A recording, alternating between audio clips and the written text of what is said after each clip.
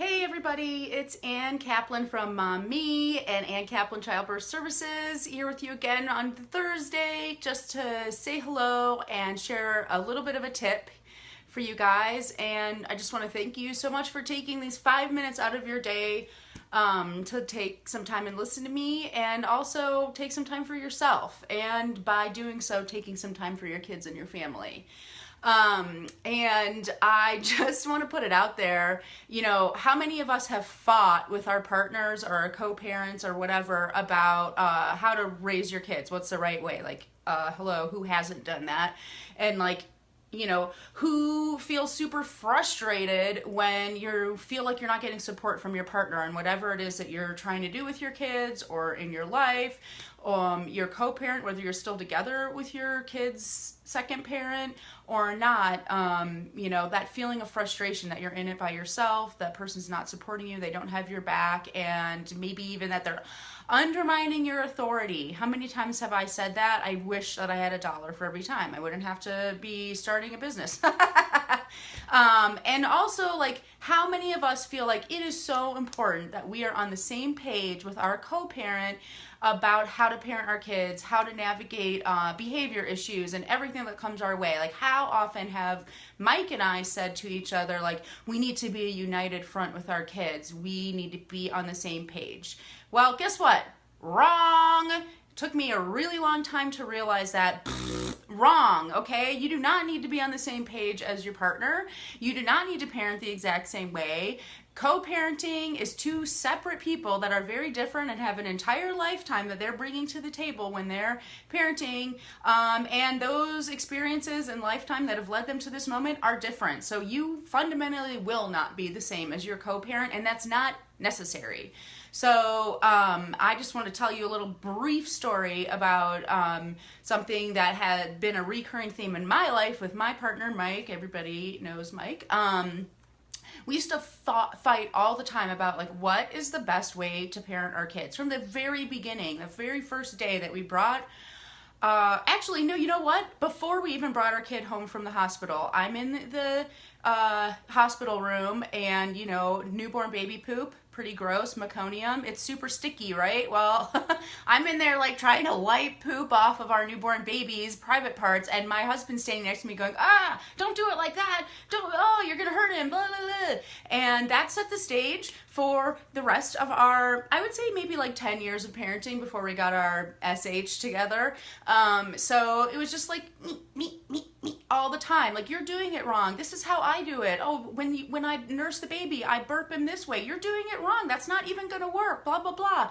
And that just led into, I set a rule. There's no throwing stuff in the house. Mike comes home from work. First thing he does is start tossing the ball around with our son in the house. And I'm just what are you doing? You're completely sabotaging everything that I try to do. I spent all day teaching this kid this rule, and now you're just completely throwing that out of the window. Not only are you undermining my authority, that wonderful catchphrase that I used to throw around constantly, but also you're just making more work for me to do tomorrow to try to unteach him the stupid shit that you're teaching him right now. Excuse my language. And it would just build and build and build. And now we have older kids, our oldest is 12. He is deep in the throes of preteen dumb, trust me. And it's fighting about the phone, fighting about screen time, blah, blah, blah. You should do this. I set this rule. Why aren't you supporting me? Blah, blah, blah. And I finally just got to the point where he wasn't even trying to help me anymore, because I had basically squished him down to the point where we had established firmly in our relationship, I'm the boss of our family and everybody needs to be underneath my dictatorship. And then when I would get frustrated, I didn't have help, but whose fault was that? I'm the one who told him over and over and over again, you're doing it wrong. You don't know how to do it the right way. You're screwing everything up every time you try to parent our kids. So last time I broadcast on Tuesday, I talked all about you need to do you. Find the parenting style that works for you and stop putting all this stuff on yourself about how you need to parent. But we also have to do that with our partners. We need to let our partners be themselves and find their own way. And when we're constantly telling them like, oh, I already figured out the best way to do this, don't even bother trying to troubleshoot this. I'm just going to tell you right now, do it my way and everything is going to be great. Well, we've just robbed our partner of the opportunity to screw up, to try stuff out, to figure out what works best for them. All of that stuff, it is just completely what we're really doing when we do that. We're not getting our authority undermined. We're undermining our partner's authority as a parent. And I just want to put out just a couple little tips for you guys. And the first one is your kid is super smart. Super smart.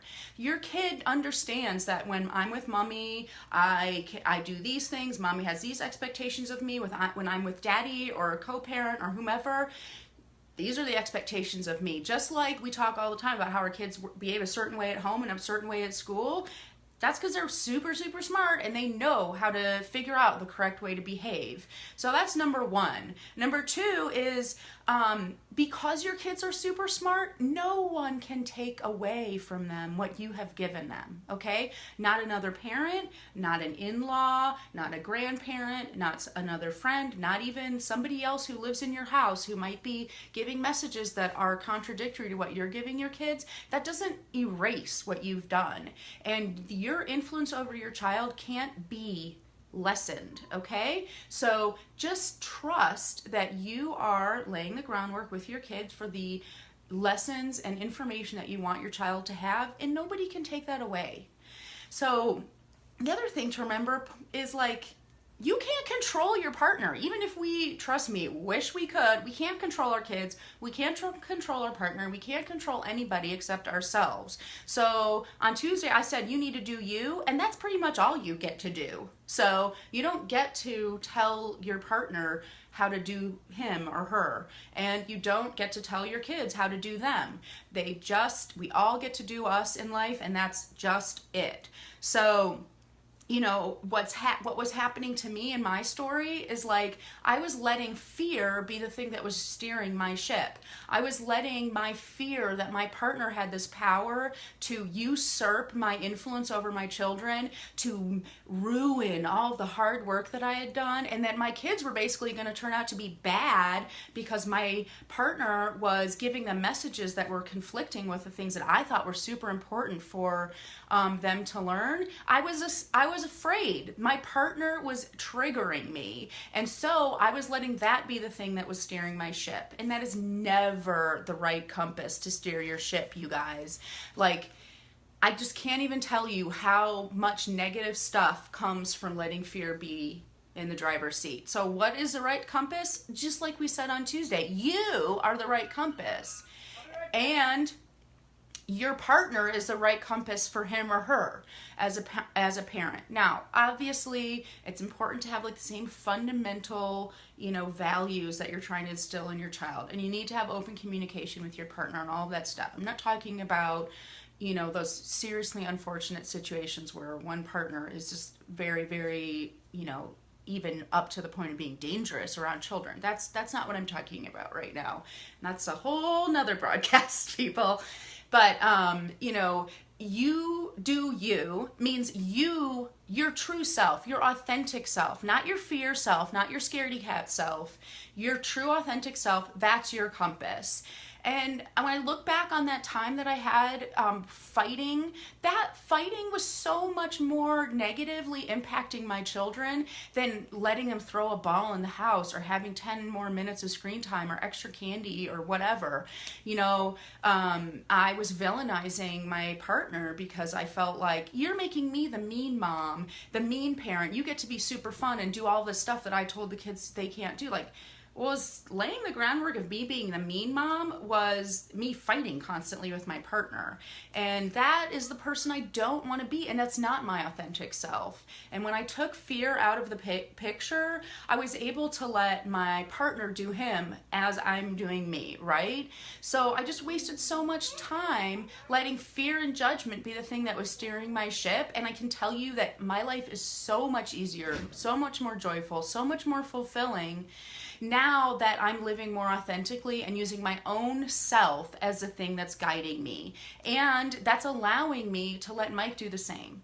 And once that kind of like stranglehold fear factor just kind of melts away, pretty soon things like, oh my God, I came home and the kids are still watching TV and they were when I left.